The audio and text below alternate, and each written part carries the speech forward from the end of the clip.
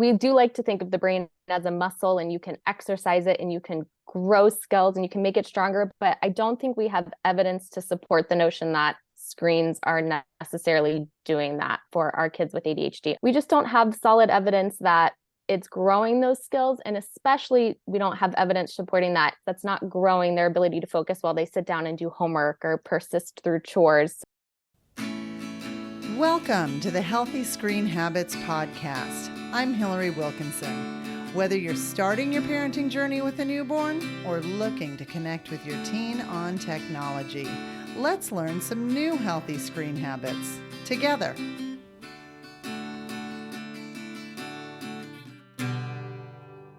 Today's episode is about the intersection of tech and kids living with ADHD. But first, a quote. The parents who are wondering if they are doing enough are most often the ones who are. So I read this on the website of today's guest and immediately felt a little bit better because I know that I spend a lot of time trying to make the most of these childhood years that everyone assures me go so fast. But I wonder if I'm doing it right. And I think most of us on this kind of cruise ship of parenting struggle to varying degrees with ongoing questions of, am I doing it right? And then if you have a child who processes the world differently than you, it can seriously have you questioning your navigation. So this is where my experts today come in. Lori Long, Katie Severson, and Mallory Yee are the founders of the Childhood Collective. They have a combined amount of over 40 years of working with kids, and through courses, free downloads, and social media, they share their expertise through parent-friendly tips that families can put to use in their home to help create calm and support a happy, thriving child with ADHD. Welcome, Childhood Collective. Thank you so much. We're so excited to be here. So the Childhood Collective supports families who have a child or children who live with ADHD. And I'm interested, how do people find you and what part of their journey do they usually come to you? So we are on social media a lot, specifically Instagram. So we do lots of videos and content on Instagram. And I think most people have found us that way. Some through Facebook, and we also have a pretty extensive blog. So when, families first get that diagnosis, a lot of them are getting on the internet and asking questions about how do I find treatment or what treatments are effective or things like that. And so we have lots of blogs that people will find us through to answer some of those common questions that ADHD parents have. I think many families are coming to us when they're starting to suspect that their child might have ADHD. So they haven't yet had a diagnosis, but maybe they've had a teacher suggest it, or maybe they have a family history of it. A parent already has that diagnosis, and now they're starting to see in their 4 or 5-year-old a lot of those same symptoms. And so they're just really starting the journey of do I need to get a diagnosis, or what strategies can I do, when they're young and they're not yet ready to get an evaluation, up to families who've had the diagnosis for a really long time. And it's a journey, and you're constantly looking for tools and resources to help you through just functioning in everyday life. So we get families from the very beginning of the journey to families who have been in that journey of parenting ADHD for many years, and they're just constantly kind of seeking tools to support their kids as their kids' needs change over the years Sure. as they grow and develop. Obviously, I'm going to be asking you guys about tech and screens in relation to your field, but before we dive in, I'm kind of interested in finding out what are some, I don't know, identifiers, if you will. Kids are so different. People are so different. How you mentioned that some people come to you guys after, seeing some things that they might be going, over. So how how could parents identify what might be like ADHD type behavior in my child over someone who is, say, just, having a tough time with impulse control or something along those lines? Sure. And this can be a challenging distinction for parents. And one of the first questions they bring to us as well, again, if they're coming to us, a 3-year-old, a 4-year-old, maybe a kindergartner, and they're saying, my kid has boundless energy, or my kid can't focus on a task for longer than a minute. They're having these like first concerns and they're saying, is that normal, or does my child have ADHD? And the tricky part about ADHD is a lot of the signs of ADHD are typical until they're not, until they're happening so frequently or at a greater intensity, or the child isn't aging out of that as their peers are. That's when we might start to say, okay, maybe we are looking at ADHD, because for a 3-year-old, having a lot of energy, jumping on the couch, attending to one task for a couple minutes before they lose interest and move on to the next one is very developmentally appropriate for a 3-year-old. However, for a kindergartner, we're going to expect them to be able to sit in a chair for a little bit longer, attend to tasks for a longer period of time. And that's when we might start to say, maybe we are looking at ADHD. So we're generally not making an ADHD diagnosis before 4. 4 is generally the earliest, but a lot of providers wait until 5, 6, or beyond. And some of the signs that an evaluator, a psychologist, a pediatrician, a psychiatrist might be looking for, things like the really high energy levels, climbing things, challenges sitting still, constantly moving, a lot of fidgeting, talking a lot, speaking loudly, challenges attending to tasks that are like boring or hard. However, oftentimes these kids can also focus on tasks that are very reinforcing and rewarding for longer periods of time, which confuses parents too, because they say, my kid can play a video game for 2 hours, but they can't sit for 1 minute at the dinner table without having to stand up and move their body. Other things that we're looking for, and as kids start to, go into school, challenges staying focused, avoiding distraction. So you may have heard like the victim of the shiny penny, they're working and shiny penny, and now their train of thought is somewhere else. Those are some of the things that we're starting to look for. And again, a lot of these things are developmentally appropriate in the early years, but kids that later go on to get a diagnosis of ADHD, are showing these signs at a greater intensity or a lot more often, or they're not growing out of some of those things as they get older. Okay. Another thing that I'll jump in, because it also relates to screens, it feels like often, is that these kids often show really big emotions too.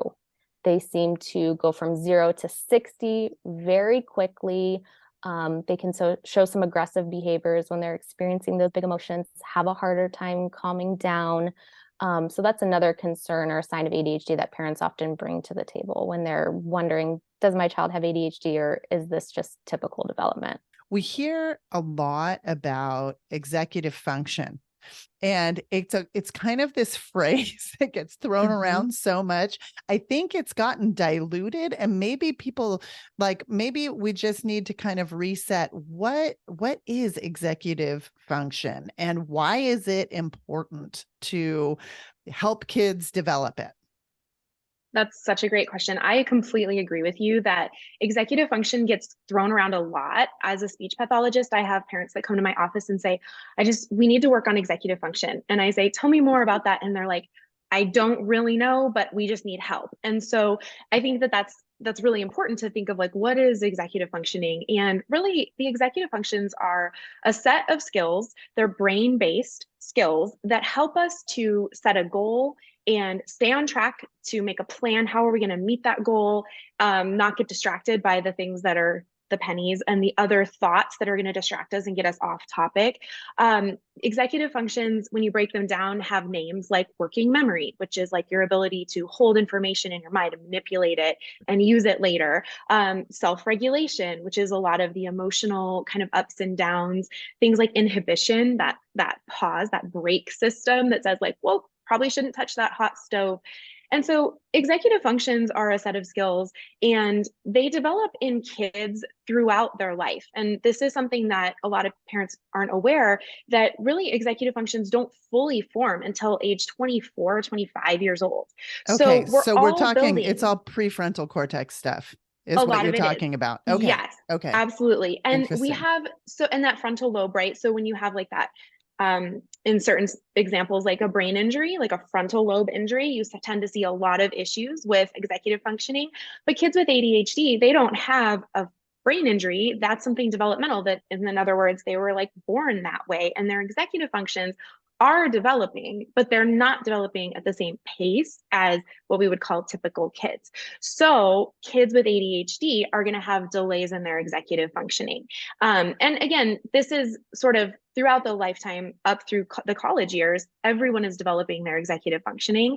So with the hot stove example, that's something that we get taught, and we get taught, hey, this is hot. But the piece that is growing is that ability to stop yourself and inhibit when it's something looks fun or interesting. And so kids with ADHD are often up to 30% behind their peers in executive functioning. And this impacts a variety of things like social interactions, their ability to self-regulate in the classroom, their ability to shift off of things that are really motivating and fun, to shift into something that's less interesting. And a lot of this is really brain-based in terms of like the dopamine and how these things are working. But high level, the executive functions are a set of skills, and all kids are developing them, but kids with ADHD are developing them slower. So we often hear from parents like, he just seems really immature, and that's those executive functions just aren't coming along at the pace that you would expect. But this is something that's really important for parents to understand, because when we reframe the challenges as executive functioning differences, it's a lot easier for parents to, one, be compassionate and come from a place of understanding, and then two, to be problem solvers, because what can we do to support these lagging executive functions, which oftentimes a consequence or a punishment isn't going to teach the skill that we need to teach. Right. I'm just going to bring up like how helpful your tips are on your social media feeds. I just love how you give people like concrete things they can do to help a child like finish a task, such as morning readiness. And what you suggest is putting 2 baskets in a drawer, and one basket has all the tools that they need to get ready. You know, the toothbrush, the toothpaste, the hair comb, the, you know, whatever it is that, and everything. And as they finish it, they move it to the next basket. And I'm like, I mean, because honestly, the getting out the door in the morning can be just, you know, set the whole day up prior to your kid arriving at school. You don't want to walk in with them already feeling beat down by, I've already gotten in trouble today, you know, and you can just, you know, plan for success. So I love that. I love the whole creating calm and setting kids up for success. Thank you so much. We really appreciate that. Mornings are chaos in all of our homes as well. And so we're always trying these different things and figuring out like, okay, how can we tweak it?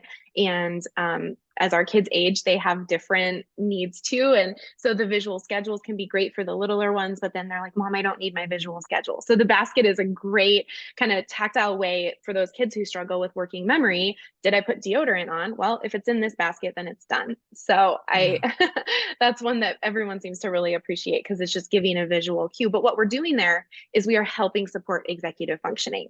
And that's really the key. Perfect.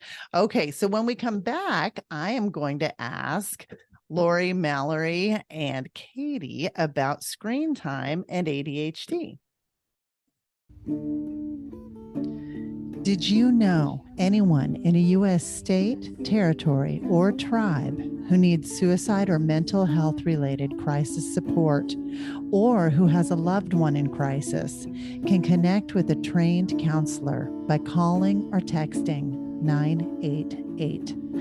988 is the easy to remember number that reaches what is commonly referred to as the Lifeline, a network of more than 200 state and local call centers funded by the U.S. Department of Health and Human Services. Formerly known as the National Suicide Prevention Lifeline, the full name has changed to the 988 Suicide and Crisis Lifeline, 988. It's the 911 for mental health.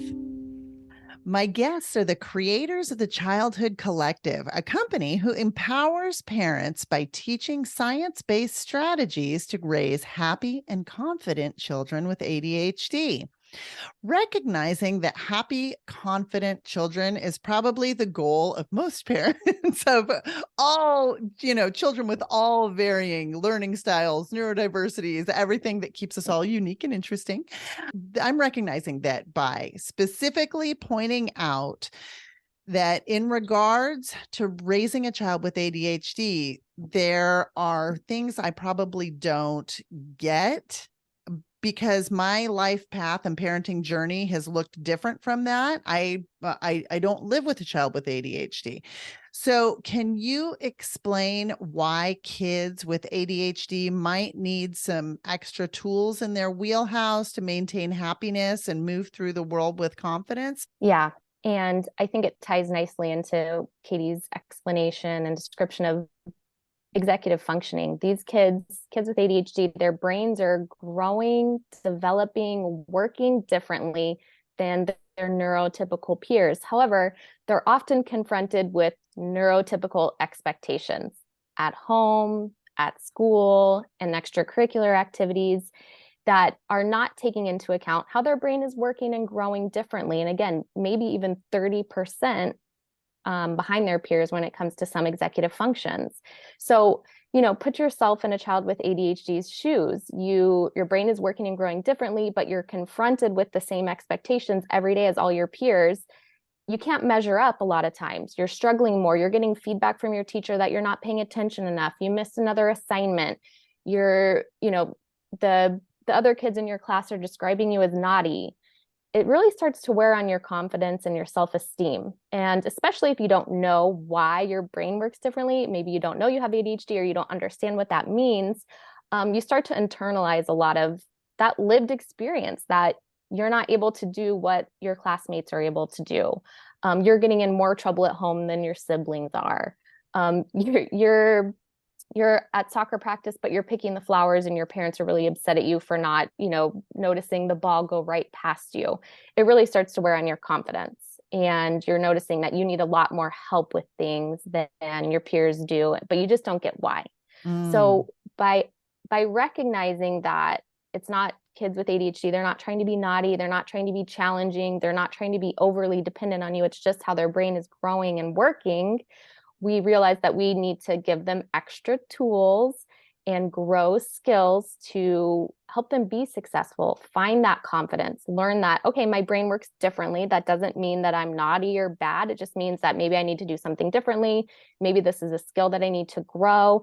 And then we give them a lot of power in that, and that helps them become more confident when they find that success. Let's move into kind of the area of screens and ADHD. We at Healthy Screen Habits, sometimes we get messaging from parents that they feel like the only time that they can get their child with ADHD to focus or attend to a task is when they are on a screen. And I'm wondering since you guys kind of understand the way the developing brain works, and ADHD brains in particular, what creates this hyper focus? Yeah, that's a really common thing. And actually, both Lori and Mallory, are child psychologists. So they work in the diagnostic side of ADHD. And a lot of times that's the first thing parents will say. They'll say, my child cannot have ADHD because when they play video games, they can play for 9 hours at a time. Or TV is another one. Video games, I think, as kids get older, tend to become more and more popular. But really what's going on there is screens are kind of like the perfect storm for kids with ADHD because it's interesting and it's very there's lights and it's constantly changing and it's something that you can be really successful at.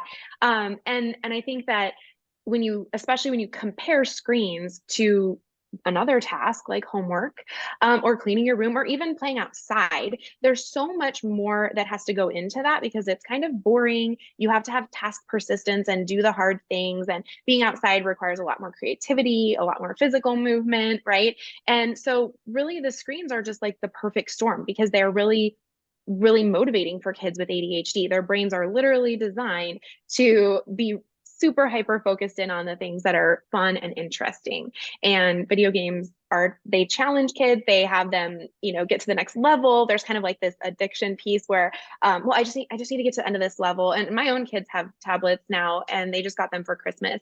And I'm seeing it there too. Like, oh, mom, I just need to finish this.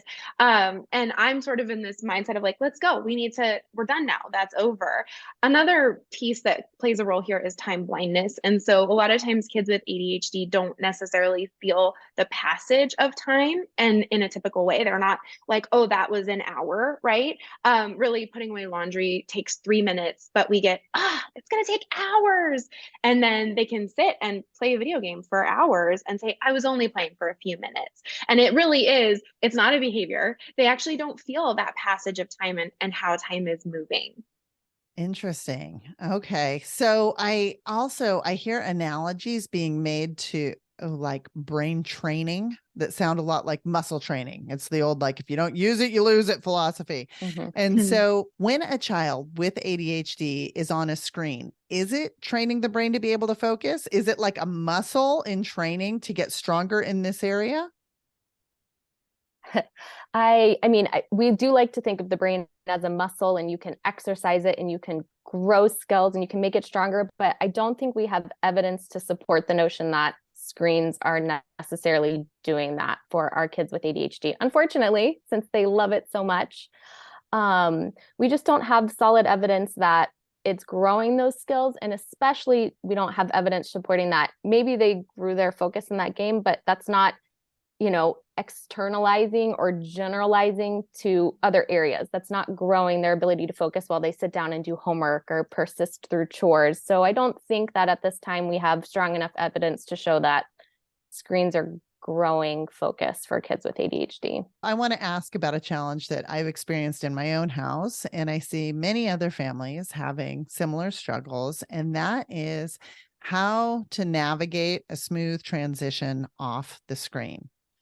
I know that because of everything that you've talked about, the hyper focus, the time blindness, just the nature of it being so fun, it's very difficult to disengage. And if I need to move my child from a screen-based activity to the next one, do you have techniques that can help avoid the meltdown?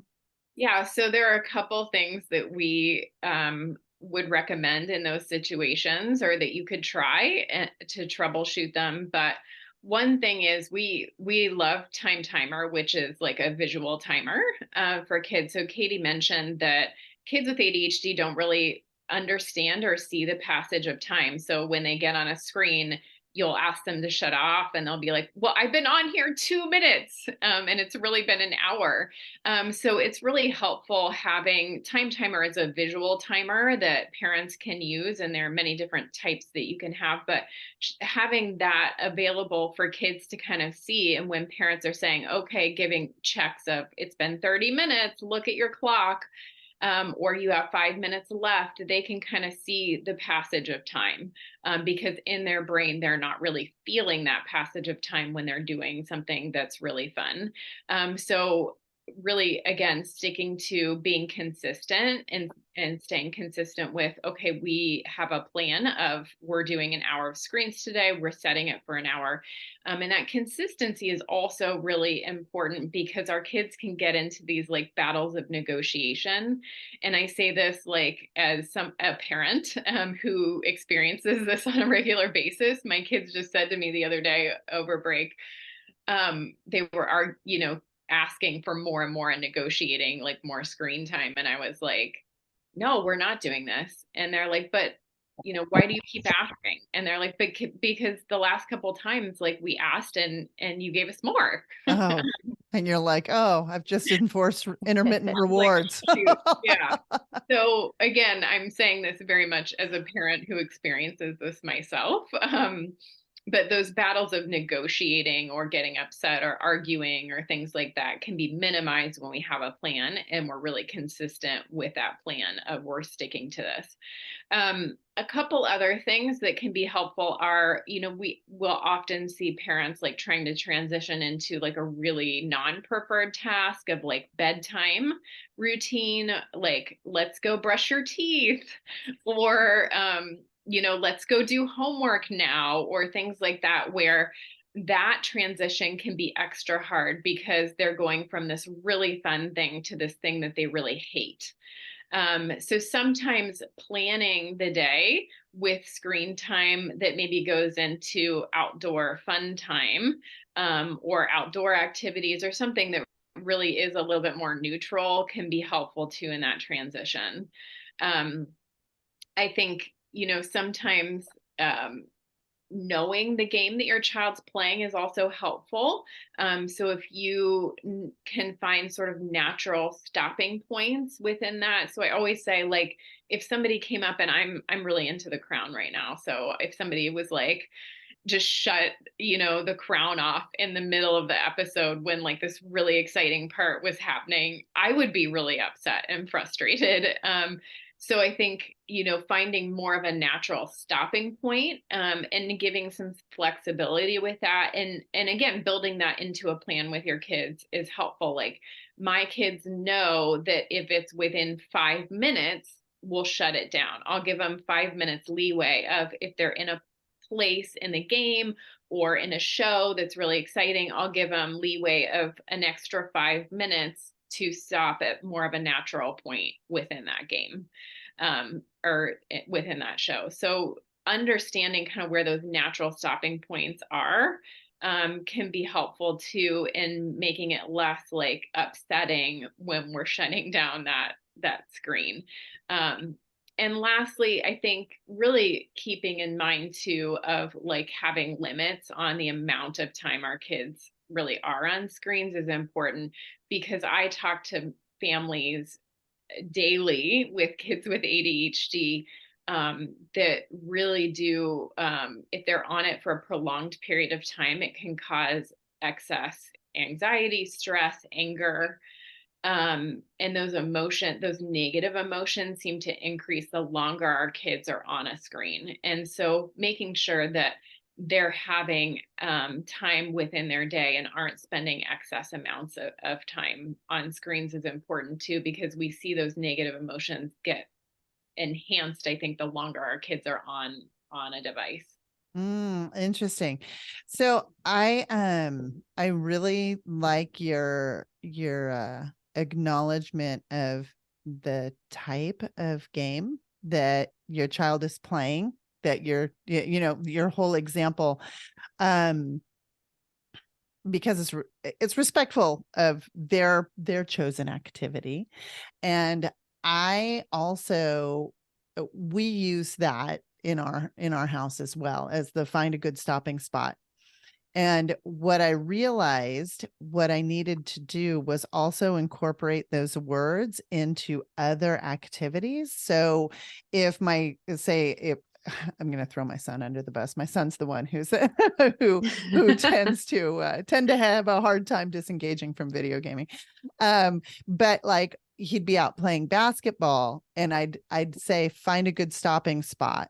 And so it's not just because otherwise I found that phrase, that find a good stopping spot, was basically like so I think, whatever the vocabulary you're using around that, like, let's wind it down, it's good to kind of almost standardize that vocabulary across all activities. So it's not just associated with, this is my mom getting on me about, or my parent getting on me about getting off of the screen, So again, just from one mom to another, just trying to share what we've found worked in our house that day. Okay. So all of these things are really important and really great. To boil it down is almost impossible, but if you guys could have one message out to parents who are raising kids with ADHD about technology, like the relationship of technology and their child, what would it be? Sitting down as a family and making a plan that works for your family ahead of time is one of our top recommendations for families around screens. And I think going along with that, including your child in making that plan is essential. So anytime we want to start these things, it's again, like you said, it's respectful of them, and they're going to have more buy-in in that process if they can have some say in the amount of time that they're spending or how things are shut down. But really making that plan and sticking to it and having some consistency around it really helps things to be a little bit more smooth. And as parents, we're not just kind of like flying by the seat of our pants and doing things, because if we do that, a lot of times it's just convenient, and then sometimes it ends up being more time than we want it to be. Our kids negotiate with us. So I think it's really important. Your words of setting up a plan around tech are almost identical to the way that I introduce our family tech plan, which is a free downloadable tool on healthy screen habits. And we actually call it the family tech plan. And that's exactly, it's a conversational springboard. It is to, get people thinking about what their family philosophy is on tech and how they can incorporate it into their lives in a healthy, fun way. And also to avoid some of the dangers and the pitfalls that do arise, because we have to look out for those as well. So we have to take a short break, but when we come back, I'm going to ask the Childhood Collective for their healthy screen habit. Extra thanks goes out this episode to Danielle Waters for her unwavering support of the podcast and the Healthy Screen Habits organization. If you'd like to make a difference and contribute to the education and empowerment of families building their healthy screen habits, please go to healthyscreenhabits.org. Find the Take Action tab and scroll down and click the Donate button. 100% of your donation will be used to spread awareness and bring families the tools they need to develop healthy screen habits. My guests today are child psychologists Lori Long and Mallory Yee and speech language pathologist Katie Severson. They are the team that makes up the Childhood Collective, an organization dedicated to supporting parents of children with ADHD. So ladies, now's the time I ask you for a healthy screen habit. This is a tip or takeaway that our listeners can put into practice in their own homes. Do you have one? Absolutely. So our top recommendation is to develop a screen time agreement. And I think one of the things that a lot of parents can fall into, I know I personally fall into this with my own kids sometimes, is parents feel like it's their job to create the screen time plan and sort of implement it, where what we really recommend is sitting down as a family and talking through what does that look like. So for example, we have families that will put all of the devices on a charger at the end of the night in the kitchen so that the devices aren't going with them into their room and that kind of thing. Other families will say, we don't do a lot of screens during the week, only after homework, chores, everything is kind of completed, but you can have more free reign of screens on Saturday and Sunday. It's just really personal to each individual family. But the biggest key there is that when you're making what we call a screen time agreement, we really recommend sitting down as a family and talking about it. And you want everyone's buy-in. And I know for me, I have an 8-year-old, and I would be sort of so nervous in the past to talk to her about what does she think about this, because I feel like she would say I should just have access to TV all the time. We're not a gaming family quite yet, but she loves the television. And so with that and a lot of encouragement from Lori and Mallory, as we developed our own screen time agreement for our online courses, I was able to sit down with my own kids and say, what do you think? And I was shocked at kind of the insight. Well, Mom, I don't want to be doing screens all the time because I have other stuff I want to do. And it was really interesting and kind of like a relief for me, because I feel like we teach this, but it's hard sometimes to put it into practice. So for families who are thinking about developing a screen time agreement, just making sure that you get everyone's input. That doesn't mean you have to do it exactly as your kids would like, but it's just a really collaborative process to increase that buy-in. As always, links to thechildhoodcollective.com and a complete transcript of this conversation can be found in today's episode show notes. You can get there, as well as you can find your own family tech plan by going to healthyscreenhabits.org, click on the podcast button at the top of the page, and scroll down to find this episode. Katie, Mallory, and Lori, this has been great. Thank you so much for all that you do for families. You guys are really making a difference. Thanks again for having us.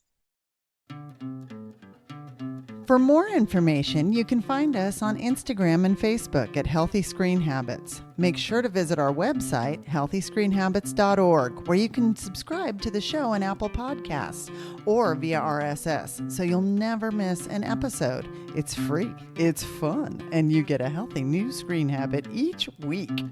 While you're at it, if you found value in this show, we'd appreciate you giving us a quick rating. It really does help other people find us and spread the word of healthy screen habits. Or if you'd simply like to tell a friend, we'd love that too. I so appreciate you spending your time with me this week, and I look forward to learning more healthy habits together.